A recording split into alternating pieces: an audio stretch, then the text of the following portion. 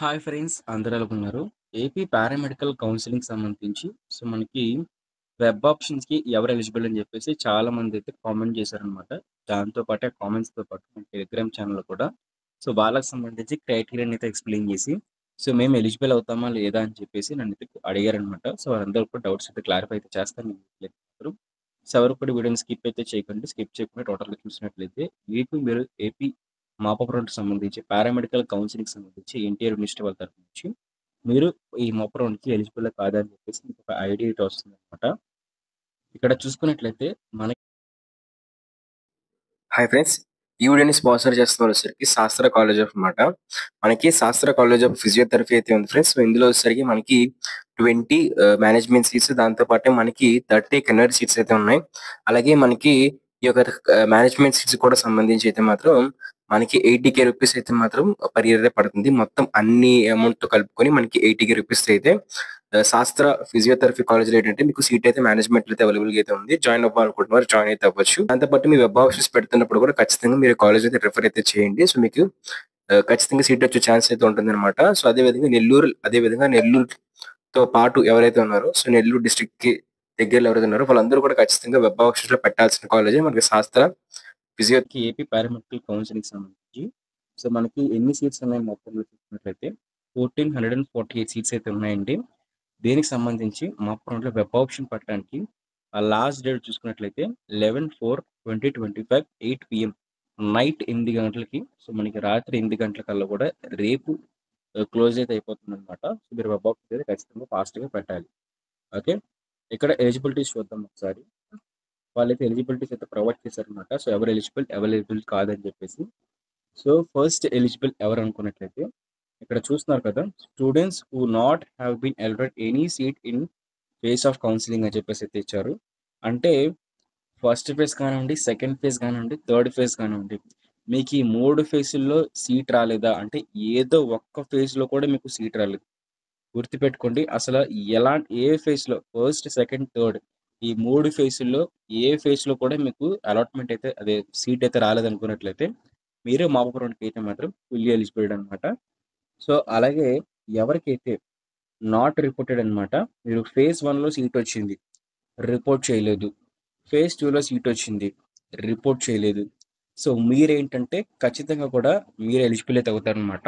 మీరు ఫేజ్ 1లో కానివ్వండి, ఫేజ్ 2లో కానివ్వండి, మీకు సీట్ వచ్చి మీరు రిపోర్టింగ్ అని చేయకపోయినట్లయితే మీరు ఖచ్చితంగా కూడా ఎలిజిబుల్ అయితే అయిపోతారనమాట. ఇదైతే నో కౌన్సిలింగ్ అయితే మాత్రం. గుర్తుపెట్టుకోండి. ఫర్ ఎగ్జాంపుల్ మీకు ఫస్ట్ ఫేజ్‌లో కాలేజ్‌లో సీట్ అయితే వచ్చింది. రిపోర్టింగ్ చేశారు. మళ్ళీ మీకు సెకండ్ ఫేజ్‌లో వేరే కాలేజ్ అయితే వచ్చింది. బట్ ఈసారి రిపోర్టింగ్ చేయలేదు. ఈ కండిషన్‌లో కూడా మీరు పంపడానికి అయితే మాత్రం ఫోర్త్ ఫేజ్‌కి అయితే మాత్రం ఎలిజిబుల్ అండి. బట్ ఇన్ కేస్ మీకు ఫస్ట్ ఫేజ్‌లో కానివ్వండి, సెకండ్ ఫేజ్‌లో కానివ్వండి సీట్ అయితే వచ్చింది.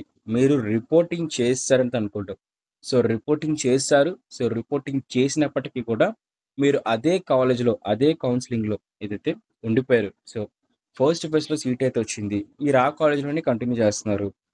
మీకు సెకండ్ ఫేజ్‌లో కానివ్వండి, థర్డ్ ఫేజ్‌లో కానివ్వండి అక్కడ కూడా మీరు వెబ్ ఆప్షన్స్ పెట్టుకున్నారు. పెట్టుకోకపోయినా మీకు సీట్ రాలేదు. ఆ టైంలో మీరు నాట్ ఎలిజిబుల్ అనమాట.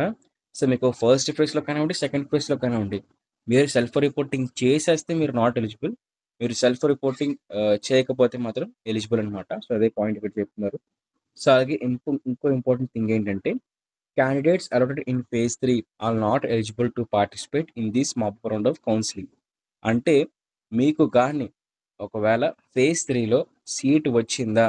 మీరు సెల్ఫ్ రిపోర్టింగ్ చేసినా, సెల్ఫ్ రిపోర్టింగ్ చేయకపోయినా సరే మీరు నాట్ ఎలిజిబుల్. ఓకేనా? ఫేజ్ 3లో కానీ మీరు వెబ్ ఆప్షన్ పెట్టి మీకు గాని సీట్ వచ్చినట్లయితే మీ రిపోర్టింగ్‌తో సంబంధం లేకుండా మిమ్మల్ని నాట్ ఎలిజిబుల్ లిస్ట్‌లో అయితే వాళ్ళు పెట్టేశారు. మీకు వెబ్ ఆప్షన్స్ అనేవి మీరు లాగిన్ అయ్యి చెక్ చేసుకున్నప్పుడు వెబ్ ఆప్షన్ అయితే మాత్రం మీకు ఎనేబుల్ అయితే అయ్యి చూపించదు. ఓన్లీ ఎవరైతే ఎలిజిబుల్ అయ్యారో పైన చెప్పిన కండిషన్స్‌ని బేస్ చేసుకొని వాళ్ళు మాత్రమే ఎలిజిబుల్ అవుతారు కాబట్టి వాళ్ళకి మాత్రమే వెబ్ ఆప్షన్ పెట్టడానికి ఆప్షన్ అయితే మాత్రం ఎనేబుల్ అయితే అవుతుంది వాళ్ళ లాగిన్‌లో. ఒకసారి క్విక్ రివిజన్ కింద మీకు చెప్తున్నాను. మీకు first phase, second phase seat వచ్చింది. బట్ రిపోర్టింగ్ చేయలేదు. ఎలిజిబుల్. రిపోర్టింగ్ చేశారు. Not eligible. అలాగే సెకండ్ ఫేజ్, ఓకే, లేకపోతే థర్డ్ ఫేజ్. ఈ థర్డ్ ఫేజ్లో రిపోర్టింగ్ చేశారో చేయలేదో మీ ఇష్టం. బట్ సీట్ అయితే కంపల్సరీగా మీకు వచ్చింది. సీట్ అయితే అలాట్మెంట్ ఆర్డర్ అయితే వచ్చింది. సీట్ అలాట్మెంట్లో మీ నేమ్ ఉంటే మీరు అందరూ కూడా ఎలిజిబుల్ అయితే అయిపోతారు. అలాగే ఎవరు ఎలిజిబుల్ చూసుకున్నట్లయితే ఫస్ట్, సెకండ్, థర్డ్ ఈ 3 ఫేజ్‌ల్లో కూడా అప్లై చేసుకున్నారు. బట్ అప్లై చేసుకున్నప్పటికీ కూడా మీకు సీట్ అయితే రాలేదు. ఓకే. ఏ ఫేజ్‌లో కూడాను మీకు ఎన్టీఆర్ యూనివర్సిటీ వాళ్ళు సీట్‌నైతే అలొకేట్ చేయలేదనుకున్నప్పుడు మీరు మాపప్ రౌండ్‌కైతే ఎలిజిబుల్ అయితే అవుతారు. రెండో ఇంపార్టెంట్ థింగ్ ఏంటంటే మీకు సీట్ ఇప్పించడమే వాళ్ళ మెయిన్ ఎజెండా అయితే అవుతుంది. సో, మీరు కానీ వెబ్ ఆప్షన్స్ కరెక్ట్‌గా పెట్టినట్లయితే మీ వెబ్ ఆప్షన్స్‌ని బేస్ చేసుకొని వాళ్ళు 100% సీట్ అయితే ఇవ్వడానికి ట్రై అయితే చేస్తారు. బికాజ్ నేను చెప్పాను ఆల్రెడీ నేను మీకు వెబ్ ఆప్షన్స్ సంబంధించి స్ట్రాటజీ మొత్తం ఎక్స్‌ప్లెయిన్ చేశాను.